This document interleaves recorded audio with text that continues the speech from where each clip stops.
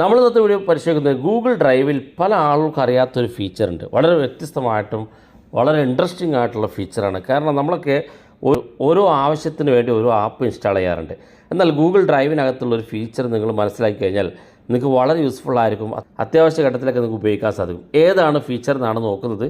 Video അവസാനം വരെ കണ്ടു നോക്കുക. നിങ്ങളുടെ സുഹൃത്തുക്കൾ കൂടി വീഡിയോ ഷെയർ ചെയ്ത് കൊടുക്കുക.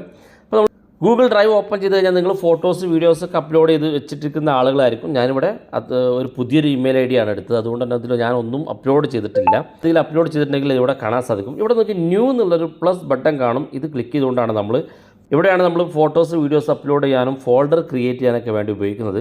ഇവിടെ നമുക്ക് ഓരോന്നിനും ഓരോ പ്രത്യേകം ഫീച്ചറുകൾ കാണാം. ഇവിടെ അവസാനത്തിൽ സ്കാൻ എന്നുള്ളൊരു ഓപ്ഷൻ കാണാൻ സാധിക്കും. ഇനി അങ്ങനെ നിങ്ങൾക്ക് ഓപ്പൺ ചെയ്യാൻ ബുദ്ധിമുട്ടാണെങ്കിൽ ഇവിടെ ഏറ്റവും മുകളിൽ തന്നെ സ്കാൻ എന്നുള്ളൊരു ഫോൾഡർ വന്നിട്ടുണ്ട്.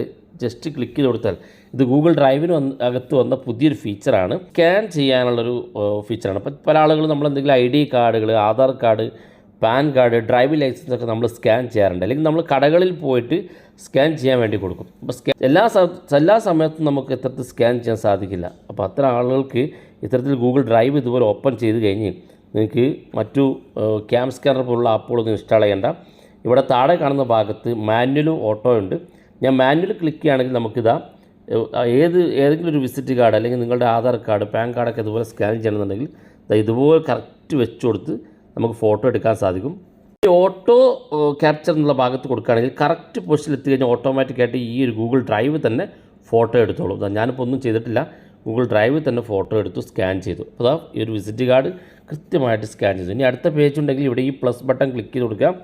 ഇനി മാനുവൽ വേണമെങ്കിൽ നമുക്ക് സ്വന്തമായിട്ട് ഫോട്ടോ എടുക്കണമെന്നുണ്ടെങ്കിൽ നമുക്ക് ഇവിടെ മാനുവൽ ക്ലിക്ക് ചെയ്ത് കൊടുക്കാം. അല്ലെങ്കിൽ ഓട്ടോ ക്യാപ്ചർ കൊടുത്ത് നമുക്ക് ഫോട്ടോ എടുക്കാൻ സാധിക്കും. ഇപ്പോൾ കാണാൻ സാധിക്കും. ഇപ്പം ഞാൻ ഈ എടുത്ത സ്കാനറിൽ എനിക്ക് കുറച്ചുകൂടി ക്വാളിറ്റി കിട്ടണമെന്നുണ്ടെങ്കിൽ ഇവിടെ ഏറ്റവും മുകളിൽ ഫിൽറ്ററിൻ്റെ ഓപ്ഷൻ ഉണ്ട്.